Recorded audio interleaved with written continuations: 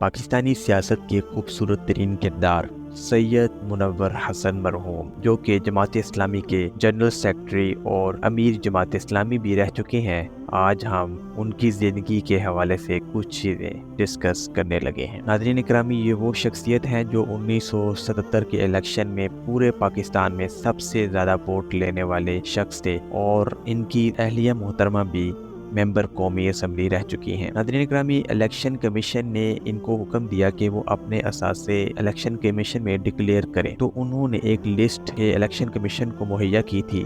اس کی میں تفصیل آپ کو پڑھ کر سنانے لگا ہوں، اور پھر ہم ڈسکس کرتے ہیں کہ ان کی زندگی کے اور کیا انمول سنہرے لمحات ہیں جو کہ ہمیں لازمی طور پر ڈسکس کرنے چاہیے۔ نمبر 1، میرے پاس میری بیوی کے نام 100 گز یعنی 3 مرلے کے مکان کے علاوہ کوئی ایسٹ موجود نہیں ہے۔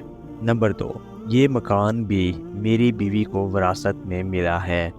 نمبر 3، حلال کی کمائی سے گھر تو دور کی بات ہے، گاڑی بھی نہیں خرید سکتا۔ نمبر 4، جب جماعت اسلامی کی طرف سے کوئی ذمہ داری ہوتی ہے تو جماعت اسلامی کی ہی گاڑی استعمال کرتا ہوں، ورنہ ساری زندگی پبلک ٹرانسپورٹ استعمال کرتا رہا ہوں۔ نمبر 5، اس کے علاوہ مجھ پر کچھ قرض ضرور ہے جو اندازاً 17,000 روپے ہے، بس مجھے اسی کی ادائیگی کی فکر ہر وقت لاحق رہتی ہے۔ ناظرین اکرامی، یہ وہ شخصیت ہیں جب ان کے بیٹے کی شادی ہوئی تو اس وقت کے وزرائے اعلیٰ، وزیر اعظم اور بیوروکریٹس بھی شریک ہوئے تھے، مگر تاریخ گواہ ہے کہ اس شادی میں صرف سموسے، پکوڑے اور چائے سے مہمانوں کی توازو کی گئی تھی۔ اور جب ان کی بیٹی کی شادی ہوئی تو ان کو بے شمار قیمتی تحائف، سونے کے زیورات ملے۔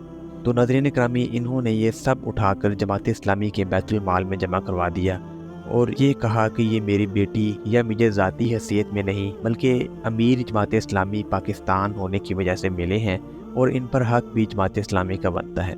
ناظرین اکرامی، یہ وہ لوگ ہیں جو کہ آخرت پر کامل یقین رکھتے ہیں اور کبھی بھی دنیاوی لذت اور نفس کے پیچھے نہیں پڑتے۔ آج پاکستان کو ایسے سیاستدان کی شدت سے ضرورت ہے۔ یہ وہ لوگ ہیں جو آخرت کی جواب دہی پر ایمان رکھتے ہیں۔ ناظرین، آج پاکستانی سیاست کو سید منور حسن کی ضرورت ہے۔ اللہ تعالیٰ ان کے درجات بلند فرمائے اور ہمیں ان جیسا نیک اور ایماندار سیاستدان عطا فرمائے۔